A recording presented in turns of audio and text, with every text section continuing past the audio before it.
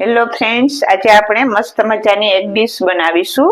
જે લોકો તુરિયા નથી ખાતા એના માટે તો આ બેસ્ટ છે. એ લોકો તુરિયા પણ ખાઈ લેશે. 4-5 કળી મેં લસણ લીધેલું છે, 2 નંગ ડુંગળી, એક નાનું તુરિયું અને 2 નંગ ટમેટા લીધેલા છે. એને આપણે આ રીતે કટ કરી લેવાનું છે. આપણે આની દાળ બનાવવાની છે. આ દાળ એકદમ ટેસ્ટી બનશે. રોજ એકના એક દાળ ભાત ખાઈને કંટાળી ગયા હોય ત્યારે આ રીતની દાળ બનાવજો, બહુ મસ્ત બનશે. દાળ બનાવવા માટે મેં અડધી વાટકી મૈસૂરની દાળ લીધી છે, અડધી વાટકી ચણાની દાળ લીધેલી છે અને અડધી વાટકી મગની છડી દાળ લીધેલી છે. આ ત્રણેયને મેં અડધી કલાક પહેલા પલાળી દીધેલી હતી અને અત્યારે એનું પાણી નિતારી અને તૈયાર કરી લીધેલી છે. આપણે એક કુકર લેશું, તેમાં આ બધી દાળ આપણે ઉમેરી દેવાની છે. આપણે હવે મગની છડી દાળ એમાં ઉમેરી દઈશું અને આપણે આ ચણાની દાળ, આ બધું શાકભાજી કટિંગ કરેલું હતું તે ઉમેરીશું. ટમેટા, આ તુરિયું, આ દાળ એકદમ ટેસ્ટી બને છે. તમે પણ ઘરે જરૂરથી ટ્રાય કરજો. અને અત્યારે ઉનાળામાં તો તુરિયા ખાવા બહુ સારા. ડુંગળી અને 3-4 કળી લસણ. આપણે ગેસ ચાલુ કરી તેમાં પાણી ઉમેરીશું. ને અહીંયા 1.5 ગ્લાસ જેટલું પાણી ઉમેરેલું છે. ને આપણે આમાં મસાલા કરી લઈએ. અડધી ચમચી જેટલું આમાં આપણે નિમક ઉમેરી દેશું ને અડધી ચમચી જેટલી હળદર પાવડર. ને આપણે આને ઢાંકણ બંધ કરી અને 6 થી 7 વિસલ કરી લેવાની છે. અહીંયા મેં ચોખા લીધેલા છે ભાત માટે. આપણે દાળ બનાવી છે તો એના સાથે ખાવા માટે આપણે ભાત બનાવીશું. એના માટે મેં બાસમતી ચોખા લીધેલા છે. એને મેં અડધી કલાક પહેલા પલાળી દીધેલા હતા. સારી રીતે ધોઈ 2-3 પાણીથી સાફ કરી અને અડધી કલાક પહેલા પલાળી દીધા. હવે આપણે આને પણ બાફી લેશું. અહીંયા મેં એક તપેલામાં પાણી મૂકેલું છે. આપણે આ ભાત એમાં ઉમેરી દેશું અને ભાતે પણ ચડવા દેશું. હવે આપણે આ ભાત સરસ ચડી ગયા છે. આપણે એને પલાળેલા હતા એટલે કઈ ચડતા બહુ વાર નહીં લાગે. સરસ ચડી ગયા છે. આપણે હવે એનું પાણી નિતારી અને બહાર કાઢી લેશું. હવે હું ગેસ ઓફ કરી દઈશ. હવે આપણા કુકરમાં પણ 5 વિસલ થઈ ગઈ છે. આપણે ગેસ ઓફ કરી દેશું. હવે દાળ પણ સરસ ચડી ગઈ છે. ગેસ ઓફ કરી દીધો. આને આપણે વરાળ એની નીકળે પછી આપણે એનો વઘાર કરીશું. આપણે પ્રેશર કુકરમાંથી હવા પણ બહાર નીકળી ગઈ છે. હવે આપણે ચેક કરી લઈએ તો મસ્ત આપણી દાળ સરસ બફાઈ ગઈ છે. તમે આપણે આ અત્યારે મૈસૂરની દાળ, ચણાની દાળ અને મગની છડી દાળ લીધેલી છે. તમે તે જગ્યાએ ગમે તે દાળ લઈ શકો. તમને પસંદ હોય ને જે તમારા ઘરમાં હાજર હોય તે દાળ તમારે લઈ લેવાની.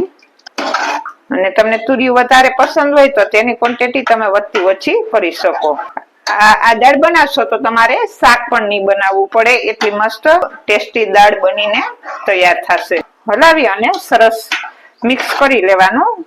એટલે બધું જે આ તુરિયાના બટકા છે, દાળ છે, બધું સરસ મિક્સ થઈ જશે. આપણે આને બ્લેન્ડર મારવાની પણ જરૂર નથી. આ રીતે સરસ દાળ ઓગળી જાય તે રીતે બાફી લેવાની છે. અને ક્યારેક એવું લાગે કે દાળ હજી થોડી કાચી છે તો આપણે એને પાછી 2-3 વિસલ કરી લેવાની, જેથી કરીને દાળ સાવ ઓગળી જાય. ટમેટા આપણે મોટું કટિંગ કરીને નાખેલું છે તો એને છાલ હોય તો એ કાઢી લેવાની બહાર. અને સાવ આ રીતે સરસ દાળ ઓગળી જાય એ રીતે બનાવી લેવાની છે. હવે આપણે આનો વઘાર કરીશું અને આપણે 1 ચમચી ઘી ઉમેરીશું. આપણે ઘી અને તેલનો વઘાર કરવાનો છે. ઘીથી એની એકદમ મસ્ત ફ્લેવર આવશે. અને 1 ચમચી જેટલું તેલ ઉમેરીશું. ઘીની એકદમ મસ્ત સુગંધ આવશે. આપણે ઘી ઉમેરેલું છે એટલે.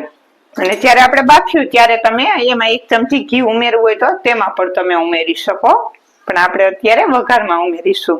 આપણે ઘી અને તેલ ગરમ થાય પછી આપણે અડધી ચમચી જેટલી એમાં રાઈ ઉમેરીશું. રાઈ થોડી ખીલી જાય પછી એમાં અડધી ચમચી જીરું અને આપણે થોડુંક જ આમાં હળદર પાવડર ઉમેરીશું. કેમ કે આપણે જ્યારે બાફવા મૂકેલું ત્યારે આપણે તેમાં હળદર પાવડર ઉમેરેલો હતો. અને ચપટી જેટલી હિંગ, સૂકા લાલ મરચા, 2 તમાલપત્ર, જે આપણી દાળ છે એનો આપણે આમાં વઘાર કરી દેશું.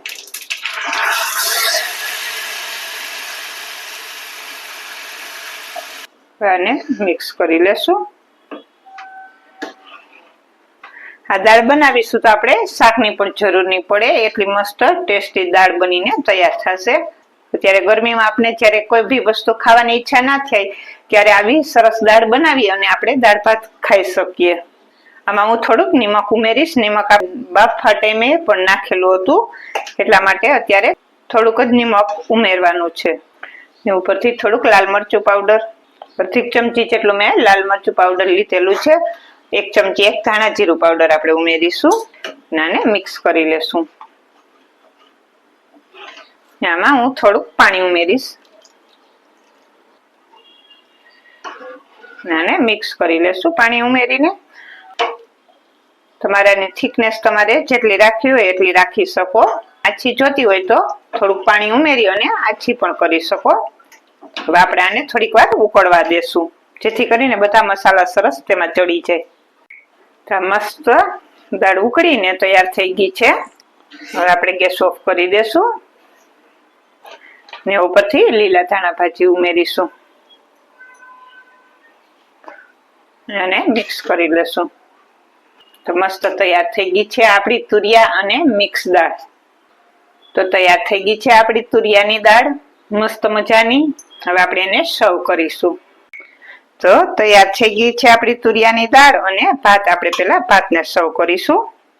એમાં મેં ઉપરથી લીલા ધાણા ભાજી વેરેલા છે ને આપણે આ તુરિયાની જે દાળ કરેલી છે તેને સર્વ કરીશું. તો આમાં આપણે તમે જોઈ શકો છો શાકની પણ જરૂર પડે એમ નથી ને. એકદમ ટેસ્ટી એવી આપણી દાળ પણ બનીને તૈયાર થઈ ગઈ છે. તો તૈયાર થઈ ગઈ છે આપણી સરસ મજાની તુરિયાની દાળ અને ભાત. જે આપણે રોજ ઓલી દાળ તો રોજ બનાવીને ખાઈ જ છીએ. આ રીતે તમે જરૂરથી ટ્રાય કરજો. અને જે લોકો તુરિયા નથી ખાતા એ લોકો પણ આવી આ દાળ હોંશે હોંશેથી ખાઈ લેશે.